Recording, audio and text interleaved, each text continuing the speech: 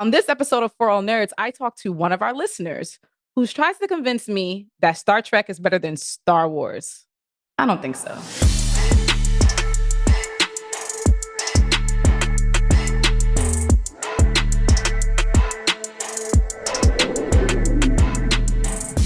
Hey, what up, internets? This is Tatiana King, the Grand Duchess of Tech, also known as Madeline Pryor's Dark Chocolate Phoenix, Lord of Light Sabers, Tatiana Kang, the Conqueror, and the coldest winter soldier ever.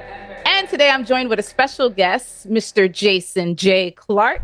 Jason is on the show for one major reason, because he did what we've been asking y'all to do. Email us.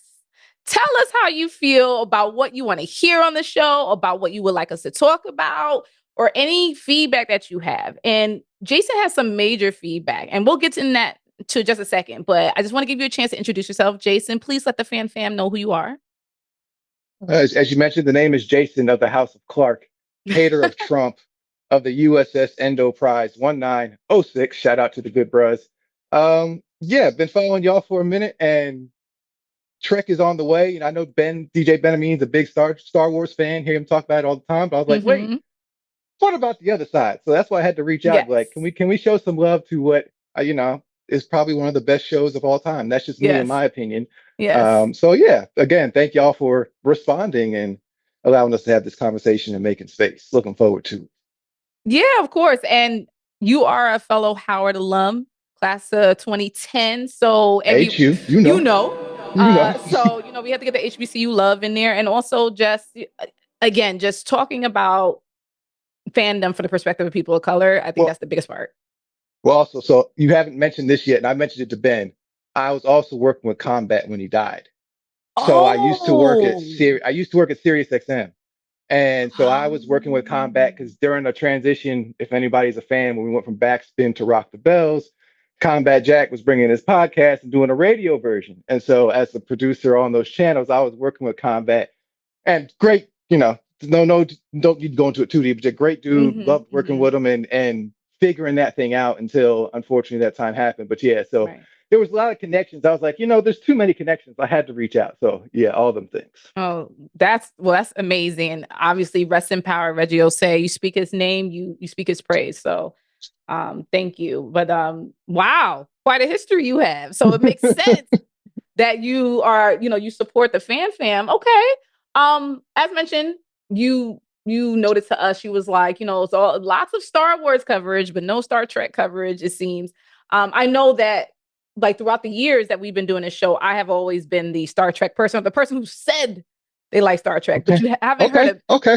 But to be fair, you haven't really heard a peep out of me for many years from Star Trek. And there's a reason for that. I'm curious as to why. I don't care anymore. I'm explaining you why. The last, and it hasn't been for a long time for me not caring, right? So the last series that I was really invested in was Discovery. And Discovery was done like 2024. So it wasn't that long ago, but that was the last time like I really was like into it and like, trying to interview the cast and this and that. Like I actually spoke to Sonequa Martin Green a few years back at not Comic-Con, but New York Comic-Con. And that was when like they were just preparing for the show. So we're talking about like 2019 or something like that. That's actually probably 16, 17. Jesus. It's good. It's been a while, right? So, and that's also when I got to, I did some amazing interviews that year for that. But the point is, like, it was been a while, right? And that's the last time that I felt compelled enough to really be into it. That's not to say that the shows haven't been good. I did watch clips here and there, pieces here and there, actually some episodes like Picard and things like that. But it just hasn't moved me like it used to when I was younger. And I had been, as I mentioned, the resident Star Trek. Like I always pick Trek over Wars, but then in the last, I don't know, maybe 5 years or so, whenever like Rogue One came out, when was that? Even more, 2026. Look at that, 2016. Yeah, that's interesting, right? Star Trek Discovery and then Rogue One, right around the same time, it started to really go off. That was my entry into being like a bigger Star Wars fan. And okay, you know what I mean? And through that time, like it grew and you got things like the masterpiece that is Andor. And that compelled me deeply for a variety of reasons. We can get into that later.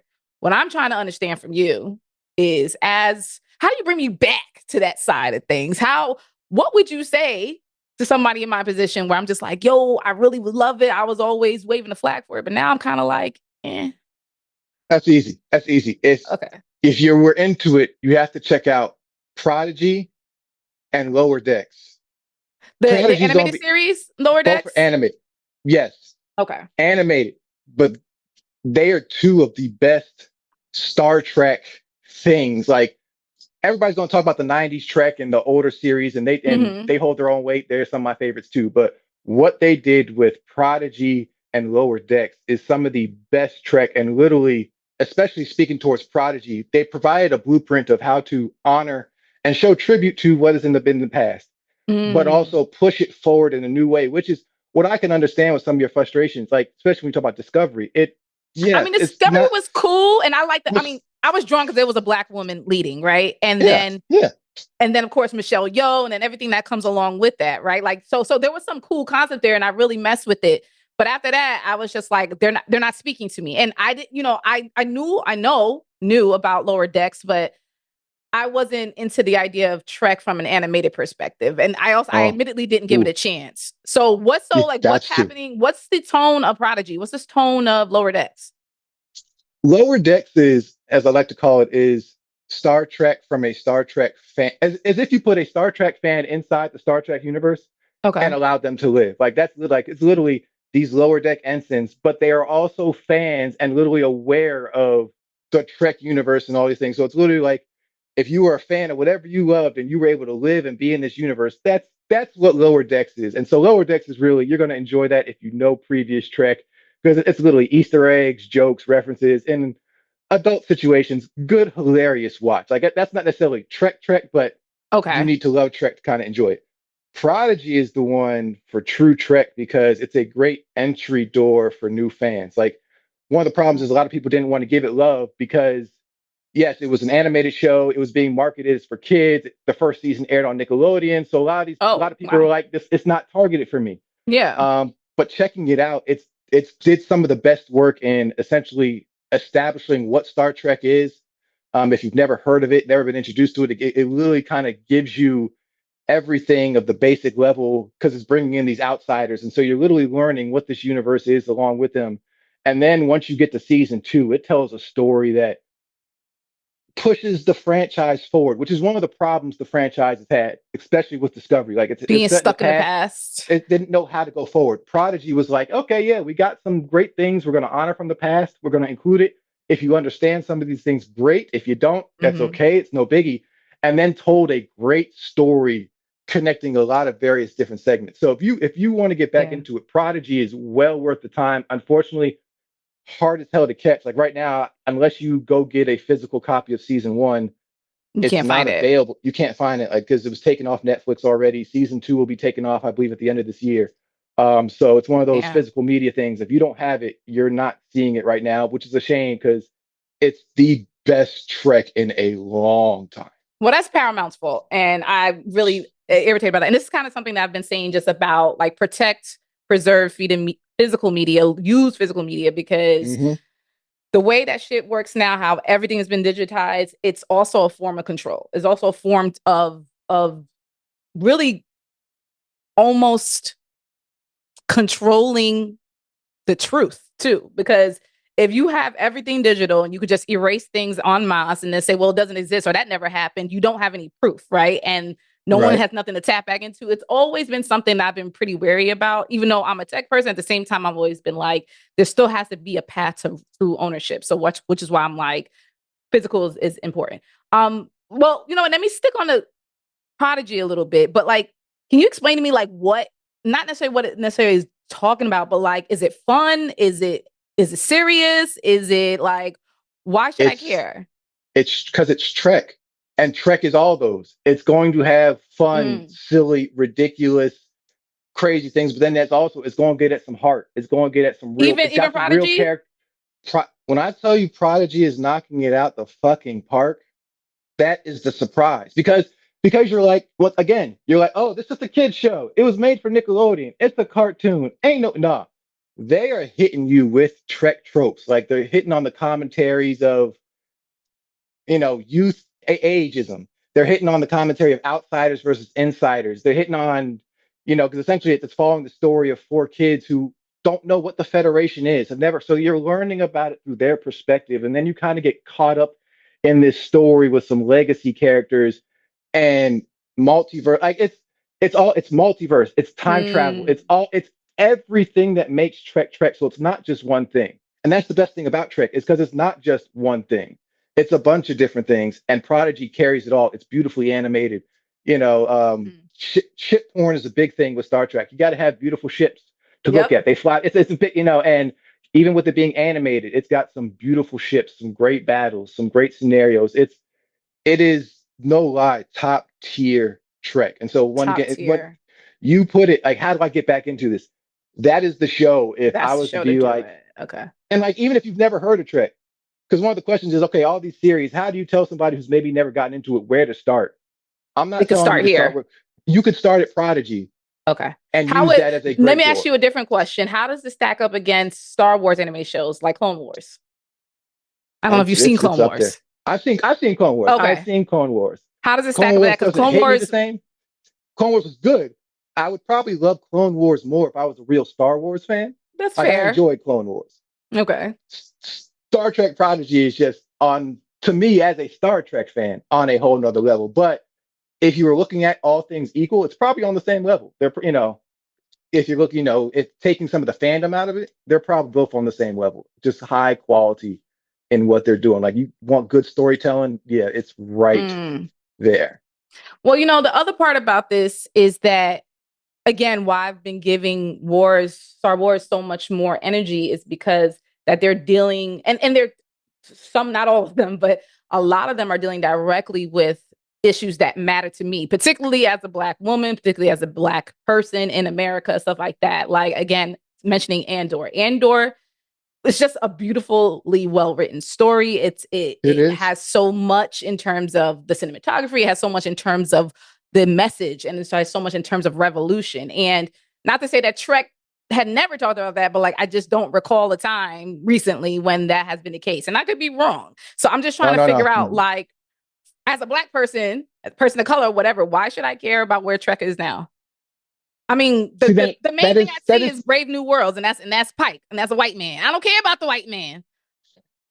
that is a I hard don't. question to ask right now. I'm not mad at you. Like it's this new era of Trek isn't quite right.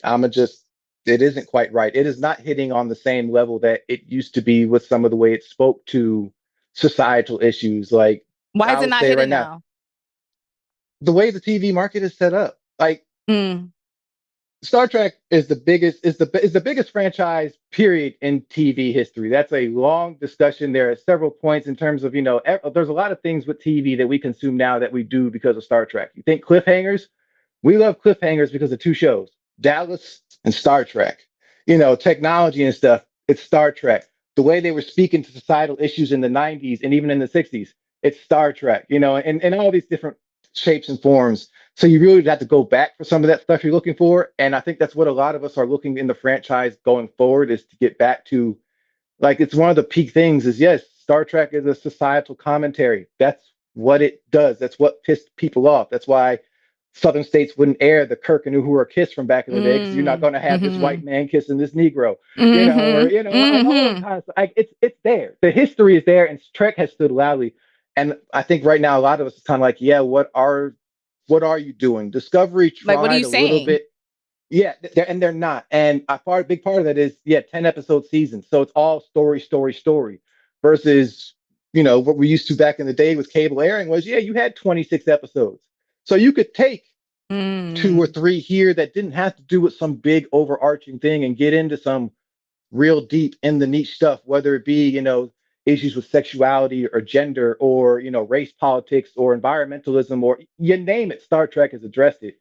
But just right now, the way the TV scene, streaming is set up, you can't do that. And that's one of the biggest problems as, with Discovery is you didn't have that space to breathe and grow and to really get into some character niches and really understand some of these folks because you only got so much limited time Right. with these shows. Do you think though it's just because they don't have enough time, or should they need to adapt and get better writers or better people involved? Because Andor only had 12 episodes and did a master class, right? Like looking at seasons like The Bear, there's only 8 episodes and like set the tone at the time for what that type of TV could be, like how much you can express in characters in a short period of time. So it's not like it hasn't been done in a shorter format. So what's Trek's problem? Why can't that go? That's why I'm like, is it just the people who are involved in the creation of these episodes? What are your thoughts on that?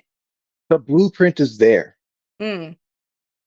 In Deep Space Nine, Star Trek Deep Space Nine, single-handedly to me is the best entry in the franchise because it was doing serialization when nobody was doing serialization. Like me, I do one of the reasons why I host a podcast where we review Star Trek, and me and my co-host, my good friend Eric Berry, we're talking. One of the things that Deep Space Nine ended on was this epic 9-episode arc. And we're like, this 9-episode arc in this one season to close out the series was essentially one season in today's TV landscape. And so Deep Space Nine, a lot of people are like, oh, it's too serialized. It was different than all the others. It was mad but long, it was no longer than anybody else. It's no longer than anybody else. 7 seasons, at the time. Yeah. No, it was a lot going on. They did the arcs, and it's a lot going on, but it's one of the reasons why that show has kind of gotten a new life now, because folks were able to consume more of it at one time and see how these things connect. And so, yeah, it may not be we need a 26 season episode. Yeah, maybe you do need 12, or maybe for one story you need 8. I think it's one of those things you need some people in the room to play with this thing. It doesn't have to be one formula. I'm with you on that. It doesn't have to be either or, but I think there's somewhere in the middle to be able to do this thing. And again, taking it back to Prodigy, that's one of the best things about Prodigy is you have these condensed seasons, because Prodigy is essentially 20 episodes in a season, but they're only 30 minutes. And so what they're doing, 20 episodes? Yeah, so essentially, but you think about the math, it's 10-hour episodes. Yeah. In a sense. But what they do with that space, it's incredible. The stuff they packed in, you're like, wait, why are they able to pack all this in this short amount of time? And then, you have a show like Picard or Discovery or Strange New Worlds, and we're sitting here scratching our heads like, what's the disconnect? And so it really, I think, comes down to, as you mentioned, who is in the room, who is putting these things together, and who has these ideas. And I think it takes some fleshing out and some faith to try something new. Because that's one thing Star Trek, it always pushed the boundary. It hasn't always been about looking behind or sitting in nostalgia. We're stuck in this nostalgia period. It's like, come on, we have to move forward at some point. And so, again, Prodigy, you want that feel of kind of bounce back and forth. Again, that is the blueprint for Trek to move forward. That is what you need to tell a good story, I think, in this day and age, and still be Star Trek. Yeah. And, like I said, my level of caring about the franchise has diminished significantly, but what hasn't is my respect. So it pisses me off. Like, to be honest, like when you were mentioning in your email, you were like, yo, why don't y'all talk about it? I was like, I'm going to show him why I'm not talking about it, because what I did was I went on I went on YouTube, and I was just like, let me just see where is the state in terms of publicity or, promotion or popularity, the 3 Ps, publicity, promotion, popularity of Trek as a franchise. And it is sad. It is sad in these streets. Like I went on YouTube, even just the views is sad. And I'm just like, and it's not really becoming of what once was. And I understand, like, we're riding on that nostalgia factor, but I'm like, all those people are so much older now and aren't, some of them not even around no more. How do you tap into, we got the millennials and Gen Z now, like where's the focus on us, and where's the focus on, as mentioned, bring in a different voice, bringing in different fresh eyes to it, and stop relying so much on the nostalgia. Like, yes, Star Wars has elements of that, but like they have moved on considerably from just pure nostalgia. Here's the difference between Star Trek and Star Wars in this thing. I'll take it there. Is Star Wars, for the longest time, think of it, didn't have nowhere near as much content as Trek. Like Star Wars only just now in the last decade, but easily since some of the stuff in the early 2000s has only just now kind of entered the same realm on the TV side as Trek. Star Yes, Wars has mostly been a film franchise. I agree with you. So And let me they, say, sorry, one more thing. And let me say, this is not to say that what I just mentioned, obviously, Wars still has a lot of nostalgia factors there. I'm just saying that they don't solely build stories upon that. They try to build other stories that may have happened around, like as in the case of Rogue One, where it's just like, yes, this is about the story of the Death Star and that and the plans and all that stuff. But it's like, it's giving you something new about how the plans got delivered to the rebels in the first place, shit like that. So, but continue. So I might get in trouble for this. Star Wars is a simpler show. And I'm not trying to make this Star Wars for Star Trek right now. No, but Star Wars is a simpler show. Let's just be honest. And with Wow, with with this you're gonna environment, get yelled at for I'm that. I'm, I'm going to get yelled at, but it's okay. Star Trek is a very heady show. It is very, it's very heady. It is Mm. very much so a all about the characters and what are we saying? What are we trying to address? And in this day and age where that's it's coming for folk. Like people don't want to be preached to sometimes. People don't want to be lectured to. If I don't agree with this message, or as we see the whole progressive woke, all this like that's Star Trek gets thrown in with that because they try to push things forward. We saw what happened with Discovery and the way they tried to bring in some trans characters and or people who Even didn't though these necessarily characters identify. been existing for 30, Been 40 years. This is been existing. crazy.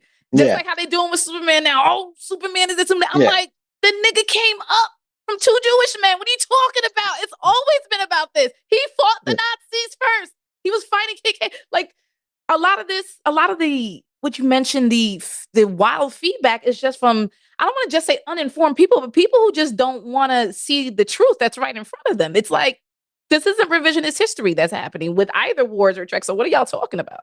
Oh shit. Sorry to interrupt. Real quick PSA. A lot of y'all watch this channel and you don't hit the like or the subscribe button. Help out For All Nerds. Hit the like, hit the subscribe button. Join the fan fam. Do it now and we'll get right back to this video.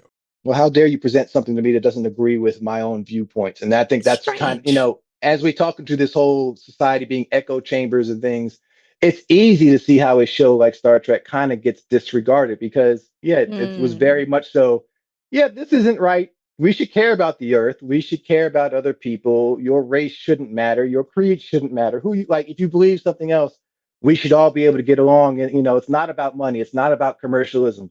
We're literally just out here for the betterment of ourselves and seeing what's out there. It's not a popular message in this day and age. And that's one of the biggest struggles is how do we get that message and something that people are going to enjoy or want to click on a streaming service in this hot topic environment? And it's a hard thing to do. How do we get the publishers and these production houses to stop being bitches and go to let these stories come to fruition? Like we saw what happened with, and I'm going to use Star Wars as another example. We saw what happened with what's my girl Rue from the Hunger Games? Oh my God, why did I just lose it? The Acolyte. Yes, you can. Varying, like when we reviewed it, and we liked most of it. There was parts that we had notes on, fine, whatever. But at the end of the day, we saw the potential, right? And that was another true story where it didn't rely solely on nostalgia. It tried to bring something new across the board, but it had a Black female lead character, and out the gate before any episode dropped, it was immediate. I have a problem with this.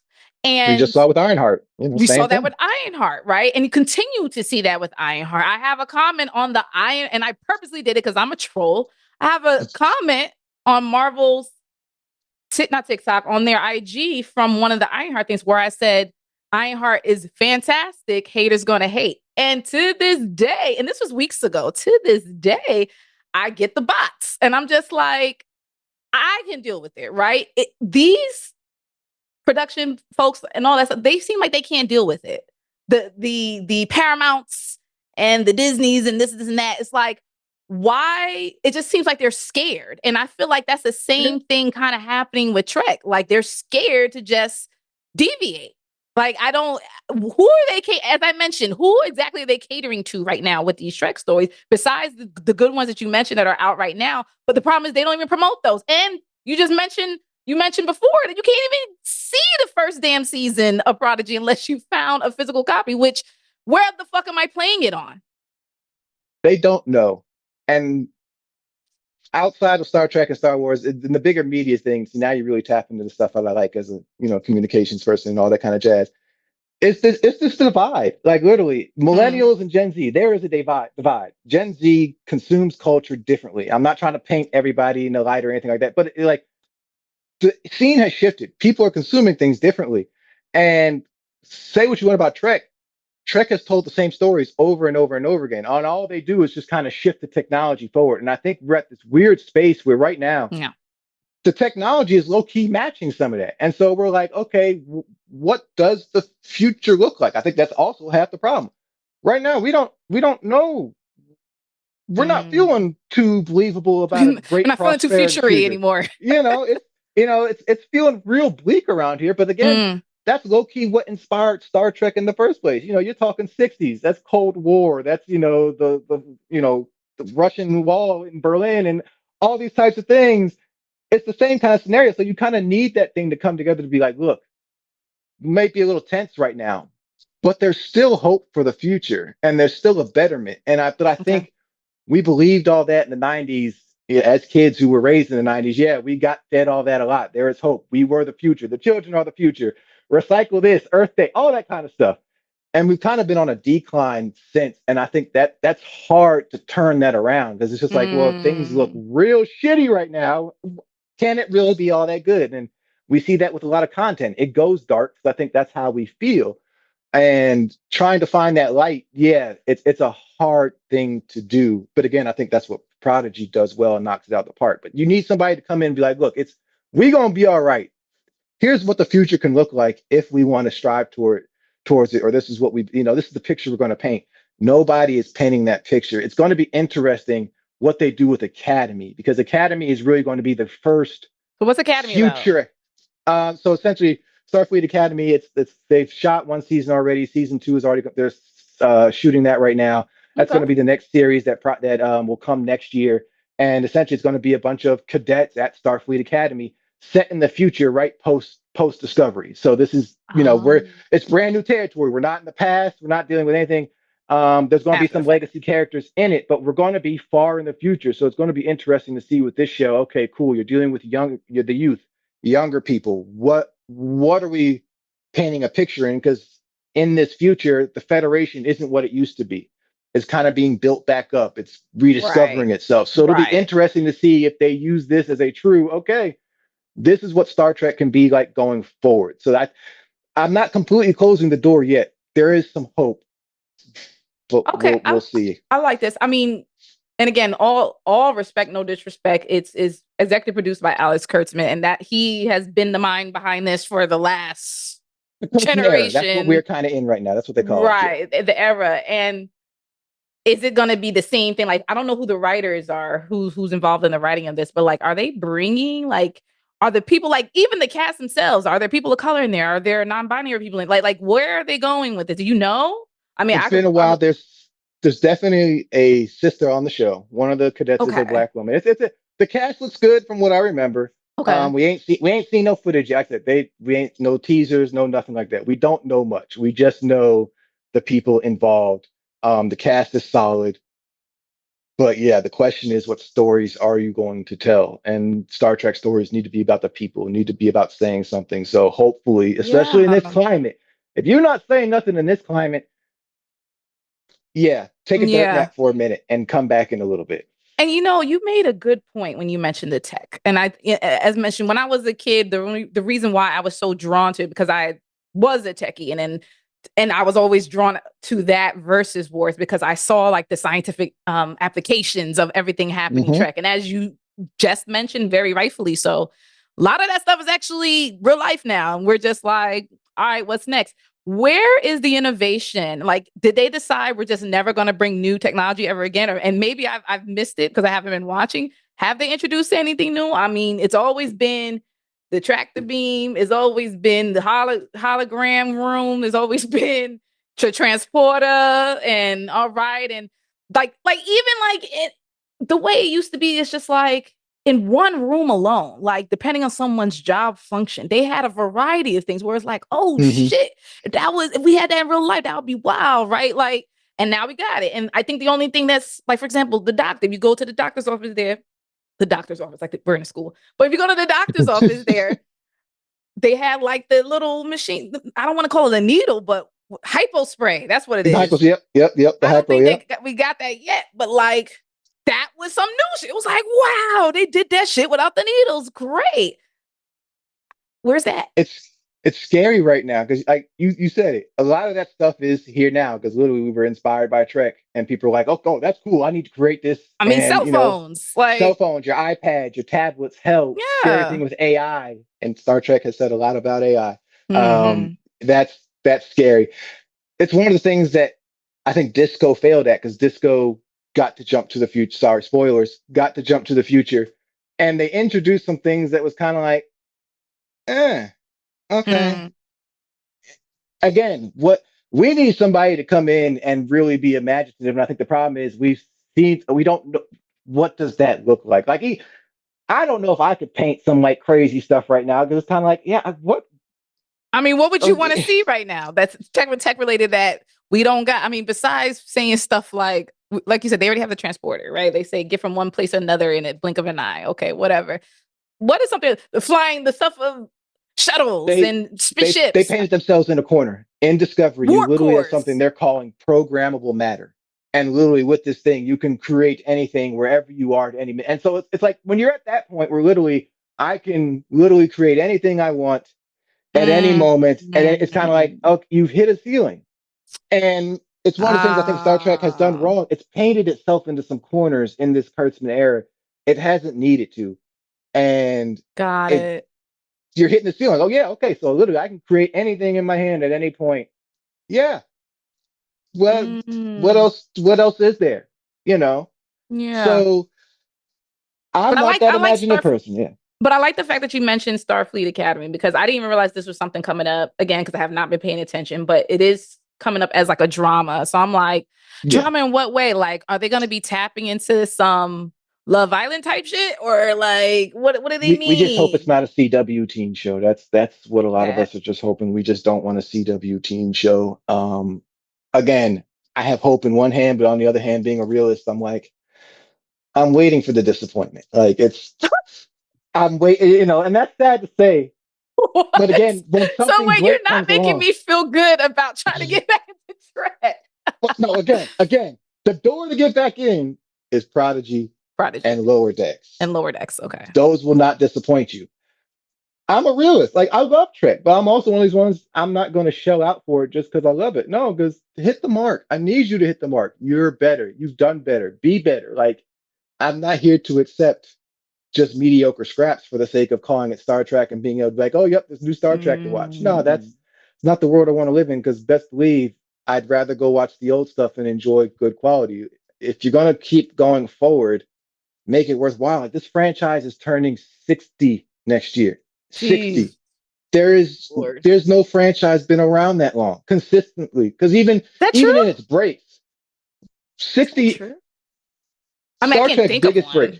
Star Trek's biggest break, I think, was 5 years from when they started the motion picture in '79. You had a 25-year essentially straight stream of content between movies and TVs up until about 2004, 2005. Then you get the movie in 09, 13, 16, and then now we're in the streaming era from 16 on. So once this current edition ends, we'll be in. Star Trek doesn't go through dry spells like that. Like it's been pretty consistent. It's been dry. And it's been dry right now. And so it's one of those things like, okay, yeah, do we need to take that reset? Do we need to get into the room, figure some wild stuff out? But again, it's this climate it's right and also wrong for it all at the same time. It's a weird storm. How do we I don't know if you have any ideas, but how do we make it cool? Like, not to say that it was cool during the J.J. Abrams era, but like at least it was mainstream. I feel like this is not even mainstream no more. Like, it's not having blockbuster films. It's not having must-see TV opportunities. It's just like, if you a fan, cool, you know about it. And if you're not, we're not even going to try. If you want to make it cool again, swing for the fences. And like for me, if it's me, I'm calling up Ryan Coogler. Hey, what kind of story would you like to tell in a Star Trek set? Because that's the beauty about it is Star Trek can literally be anything. It's literally just it's sci-fi. So take it, put it in the future, play with it. It can be anything as long as you're speaking about the people. So what kind of scenario would you like? What do you want to comment on? And so yeah, I'm going for young filmmakers, young Okay. producers, young writers, because yes, we need to let go of some of that nostalgia and be like, okay, yeah, what are the issues of today? And strangely enough, they're the same things as back in the day to a big extent. What's the new viewpoint on it? We're not where we were Mm, 50, 60 years ago. Okay, cool. What does this race issue look like now? How do these things pop back up? How do we touch it again? And that's one of the best things Star Trek has done. It's telling the same stories over and over again, just different allegories, different things. And I think that's where you get creative, is bringing in that new blood. Somebody's going to be like, yeah, let's swing for the fences here. That's how we did it before. Cool. Now it's time for something else. It's time to switch it up. And so that's what I'd love to see is, hell, get a Quinta. You want to do some comedy or something, get Quinta up here to produce ooh, something. That's yeah. get a trans director, or a Mm, trans writer, and like get people with different viewpoints. Let them fight it out if they need to. But yeah, figure something out. Because I think the best part is Star Trek doesn't have to make a point where it's like, yes, this is the right way. Some of the times it just asks the question and it lets you figure it yeah. out. And that's what we need, is a Yeah. show that's going to be willing to ask the questions in ways that'd be like, oh, okay, and make you sit with it for a minute. I mean, I feel like it's not because of lack of money, because it's still here. And like, I feel like if two people were watching it, it would still be running. Like, it's a CSI show, and I've always felt like that. Like, it's one of them things that's just always on TV because it's always going to be on TV. But that's not enough for me. And I like what your ideas, like what you're saying about that, especially like when you mentioned Ryan Coogler. I was like, oh, Ryan Coogler's take on this shit would be sick. That shit would go crazy. Get some Okay. Afrofuturism in there or something, or you start playing with, Wow. because I think the beauty is literally you can create whatever you need. Like, you just need somebody who's going to be like, oh, okay, yeah, we in the future in some year. This is the technology, and Yeah. we're in space. That's all. That's all it is. That's all it is. Okay. Well, I will say that you've been somewhat successful at making me think, oh, maybe I am missing a little bit of something. So I don't know if I'm gonna be able to get to Prodigy because you made it like it was a diamond in the rough somewhere, but I know Lower Decks is Amazon. is super available, right? Oh, Like, everything. okay. And again, you mentioned Paramount Plus is the problem, or Paramount is the problem, because yes, Paramount is the problem. And everything is on the service I wish they would just besides sell it to Lower somebody Decks. else. Just let We'll see what someone happens. else hold track. But then again, I don't know. Yeah, but no, get if you could hit that Amazon Prime real quick, find you a season one DVD for Prodigy, and then make sure you catch Okay. season two is still on Netflix till the end of the year. So you can, and it's a good bingeable watch. Like I said, they're 30 minutes, enjoyable. That's the way to go to give you a taste of what's really good. Then the other stuff you can check out for just like season three of Picard. Oh, Chef's Kiss. If you are a fan of old Trek and know, like, that is the Picard shot was of good. nostalgia a lot of people were asking for, which is great. But I don't need all of that. Switch it up a little bit. No, no, I agree with you. Picard was pretty good. Okay. Um, I think you're successful. I will give it a shot and I might comment on it during the main show. Okay, okay, So, okay. because I appreciate that you challenged us and said, what happened? Why y'all don't care? Why y'all not giving it the same amount of love? But thank you. You mentioned before you have a podcast. Can you tell us more about that? Sure. It's called Star Trek from 60,000 Light Years. You can find it on all social platforms at the word from 60LKYS. Like I said, it's me and my friend Eric Berry, better known as Trekkie B47. As we kind of have been ranching up to this 60th anniversary next year, we've just been going through each series, just kind of looking at it. So taking, what was this series doing? What were they talking about? Did we like, what we like, what we not like? And kind Mm, of taking that high, far away view, 60,000 light years. We're not getting to the nitty gritty. We're not doing episode by episode. No, it's just kind of the big picture for all these shows. And so we're getting ready to start Discovery. And I've been putting that off because that's just going to be a lot of issues. But we're going to get into it because we talk about it all. Like I said, I love Star Trek, but I'm going to criticize where it's due. I- So check that out, and it's a fun time. If you've never been a Star Trek fan, you just want to get a little taste, check it out. We give you why it's important, what it means to us as fans or as people who love it, and our connection to it. So yeah, definitely check us out. yeah. And Yeah. yeah, And where can people find you if they want to argue with you? J Clark 787, all platforms, please. I welcome the smoke. Bring, I am one. I have your opinion. Like, for example, your Ironheart reviews. That's the type of shit I love. Like, to be able to be like, nah, I love this. I hated this. Nah, they failed here. And because the Yeah. beauty of between all the episodes and to see the dynamics change and actually having that conversation, that's the type of smoke I love. If you told me you hated Trek and couldn't stand its guts and can actually be like, this is why, I'm not gonna hate you. That's That's your fair. perspective. It Yeah. is, but can we at least talk about it from not on some I just hate Trek, I hate you. No, let's talk about it and have this discussion. So yeah, bring the smoke. That's one of the things we do on the show. It's because I was doing he's a white guy. So and it's one of the reasons why I asked him is like we're coming from different perspectives. You're just Yeah. coming from this mainstream thing, but you're not going to look at it the some same ways I will. I'm looking for some of those cultural connections. I'm looking for those times when it says something a little different or a little deeper. But then it's also nice to hear him if he does catch it or he has that respect for it or he's bringing perspectives I've never heard. And that's really what we do on the show. And one of the things I just enjoy in general. So you want to have the conversations with me and I talk about it all. Bring the smoke. Okay, I love it. I love it. Jason, thank you so much for being on. Thank you for taking the time to talk to me about this. For not backing down and saying, no, you gotta listen to this. So you gotta watch it rather. So I appreciate that. And thank y'all everybody for listening. Let us know what you feel in the comments. Make sure you are subscribed, following, sharing everything for All Nerds, FORALLNERDS. Make sure you also go to forallnerds.com where you can get amazing merch and support us at the same time. Just like this Lionel Richie shirt, also worn recently by the great Mark Lamont Hill on the Joe Budden podcast. Mad stuff on that site. Please get your stuff now because stuff is actually starting to sell out again. So I want to make sure you get what you need. Please also go to our Patreon, patreon.com/forallnerds if you want to be part of the fan fam that gets special access to Patreon only episodes, as well as things like today. We gave away like a branded Superman cape. Someone won that. You get first access to screenings, all types of shit. So make sure you join the Patreon. And as always, make sure you're following me, Tatiana King. Jason, what was your handle so people can follow you?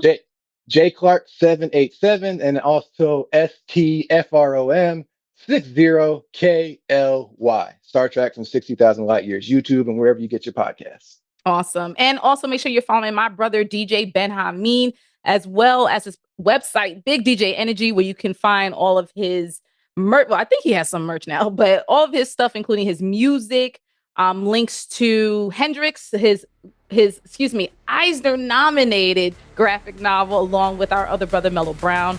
And we hope to see you soon. Hey, what's up, internets and the fan fam? This is Tatiana King for All Nerds, and I want to thank you so much for listening and watching the For All Nerds. Make sure you like and subscribe to us only on YouTube.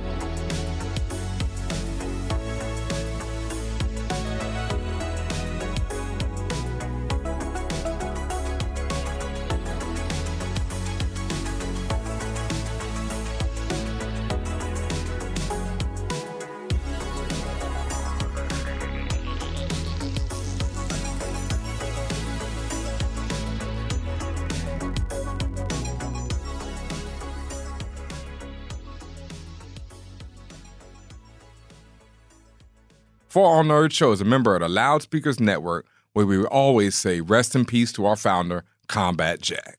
For All Nerds Show is powered by our listeners. Everything we do, from our podcasts, live events, our website, are all independently funded. Please continue to support us through our Patreon page at patreon.com/forallnerds.